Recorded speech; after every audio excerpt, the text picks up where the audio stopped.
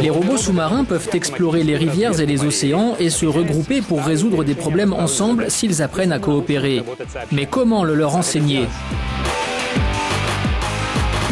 Nous sommes à Porto, dans le nord du Portugal. Ici, des ingénieurs testent leur projet de recherche européen. Ils ont développé des drones sous-marins qui communiquent entre eux en utilisant des signaux acoustiques. Ce que vous voyez là, ce sont des robots sous-marins capables de communiquer et de coopérer entre eux, créant ainsi ce qu'on appelle l'Internet of Underwater Things, un réseau mondial d'objets intelligents sous-marins interconnectés. C'est un nouveau concept qui permet à différents appareils, comme des capteurs ou des robots, d'échanger des informations.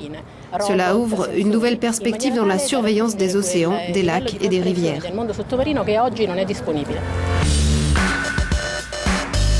Un groupe de robots peut par exemple sonder les fonds sous-marins à la recherche d'objets perdus ou de fuites de produits chimiques. Ensemble, ils peuvent récolter un maximum d'informations sur un accident en un temps record.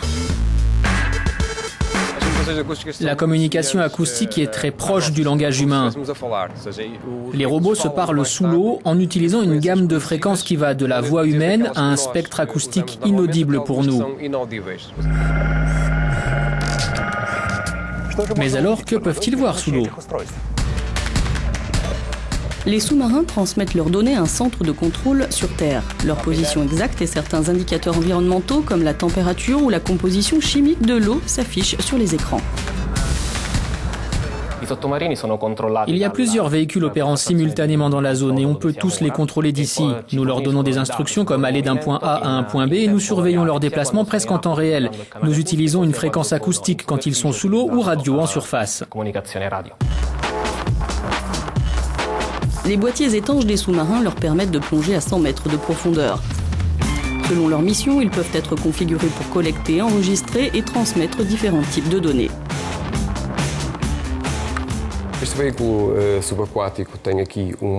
En plus du modem acoustique qui permet aux sous-marins de communiquer sous l'eau, il est équipé de capteurs environnementaux et d'un système informatique qui lui permet de naviguer sous l'eau, de batteries qui lui permettent d'avoir 8 heures d'autonomie et de modules de communication satellite et radio.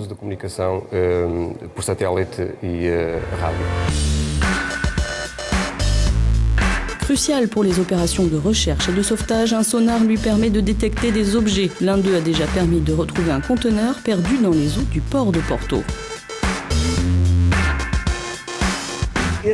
De tels appareils servent principalement à 3 choses. Primo, la sécurité des ports.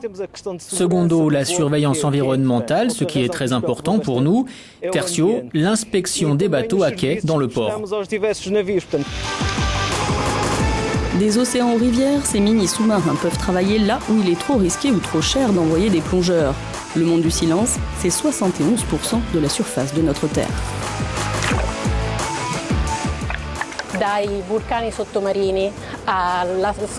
La découverte de volcans sous-marins, de sites archéologiques, la protection des côtes, de nos infrastructures, de nos ports. Cette technologie va nous permettre d'avoir une nouvelle et profonde connaissance de notre monde. Et c'est essentiel pour l'avenir de l'humanité. Che è un passo essenziale per il nostro futuro.